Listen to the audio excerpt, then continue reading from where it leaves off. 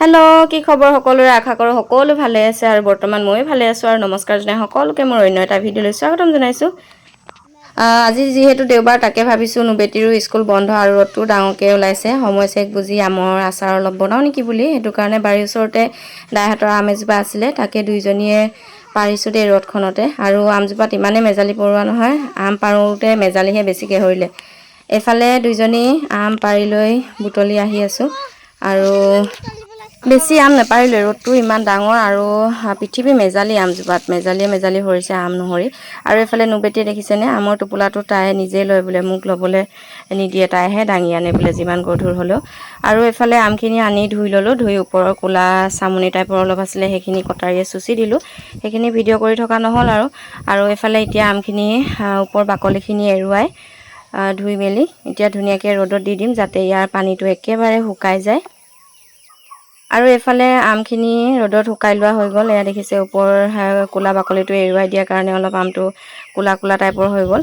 এতিয়া গোটেইখিনি নিজৰ জোখাৰ অনুযায়ী সৰুকৈ কাটি ল'ম।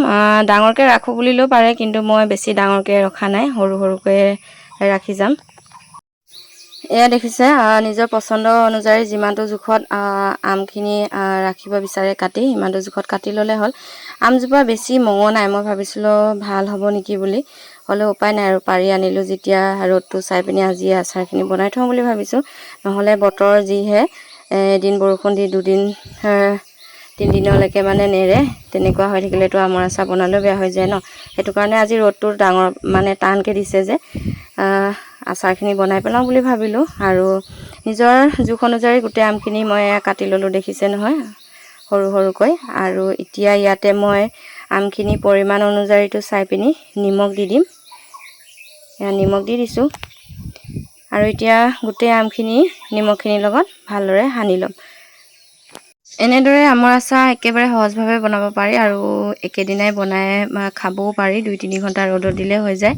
এইফালে গোটেই নিমখখিনি আমখিনিৰ লগত মই ভালদৰে সানি দিছোঁ যাতে নিমখখিনি আমখিনিৰ ভিতৰত সোমাই যায় আৰু এতিয়া 2-3 ঘণ্টামান ঢাকি ৰাখি দিম আৰু আমখিনি ঢাকি ৰাখোঁ মানে মই এইফালে লৈছোঁ কেইটামান ভোট জলকীয়াকেইটা সৰুকৈ কাটি ল'ম কাটি ভোট জলকীয়াকেইটাও লগতে ৰ'দত দি দিম ভাবিছোঁ আমৰ আচাৰত ভোট জলকীয়া দিম বুলি বাৰীতে আছিলে জলকীয়া পকি সেইটো কাৰণে ভাবিলোঁ আমৰ লগত ভোট জলকীয়াকেইটা দিলে খায়ো ভাল লাগিব আৰু আমখিনি জ্বলাও হৈ যাব সেইটো কাৰণে কেঁচিৰে নিজৰ জোখ অনুযায়ী সৰুকৈ গোটেই জলকীয়াখিনি কাটি ল'লোঁ কাটি লৈ ৰ'দত দি দিলোঁ আৰু আমখিনি নিমখত গেলে মানে জলকীয়াখিনি শুকাই মানে মই এইফালে কেৰাহীত তেল গৰম হ'বলৈ দিছোঁ তেল আধা লিটাৰমানে দিছোঁ তেলখিনিও ভালদৰে উতলাই ল'ম এনেদৰে তেল উতলাই ল'লে আচাৰ খাবলৈ খুবেই ভাল হয়। এইফালে আমখিনি 2 ঘণ্টামান ৰখাৰ পিছত দেখিছে নহয় আমৰ কালাৰটোৱে চেঞ্জ হৈ গৈছে আৰু ইয়াতে পানী ওলাইছে গোটেইখিনি এতিয়া মই পানীখিনি শুকাবৰ কাৰণে এনেদৰে গামলা এটা ৰাখি দিছোঁ।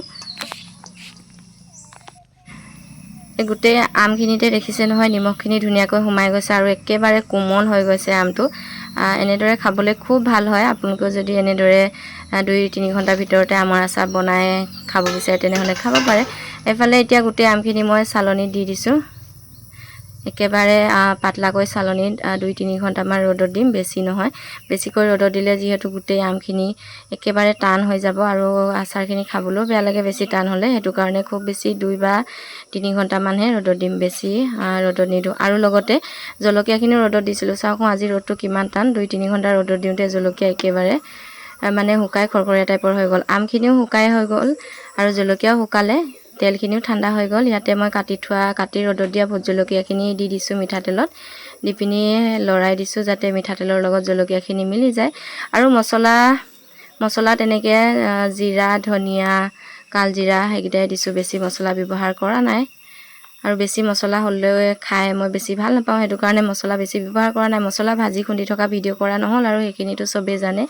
এতিয়া ইয়াতে আমৰ পৰিমাণটো চাই পিনি গোটেই মছলাখিনি দি দিছোঁ মছলাৰ লগতে হালধি আৰু নিমখো পৰিমাণ অনুযায়ী দি দিম নিমখ বেছি ব্যৱহাৰ কৰা নাই দেই কাৰণ প্ৰথম আমখিনি কাটি নিমখত 2 ঘণ্টামান তিয়াইছিলোঁ সেইটো কাৰণে নিমখৰ পৰিমাণটো একেবাৰে কমকৈ দিছোঁ আৰু এইফালে গোটেই মছলাখিনিৰ লগত তেলখিনি মই ভালদৰে মিলাই ল'লোঁ লগতে আমখিনিও শুকাই হৈ গ'ল। এতিয়া মিলাই থোৱা মছলা আৰু তেলত আমখিনি কম পৰিমাণে দি মানে মছলাখিনি লগত আমখিনি যাতে সান খাই যায় এনেদৰে কম পৰিমাণে দি গোটেইখিনি মই মিক্স কৰি ল'ম।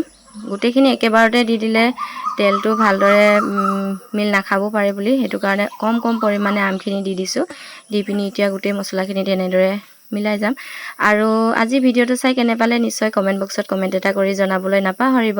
যিসকলে প্ৰথমবাৰ চাই আছে তেওঁলোকে মোৰ চেনেলটো প্লিজ ছাবস্ক্ৰাইব কৰি দিব।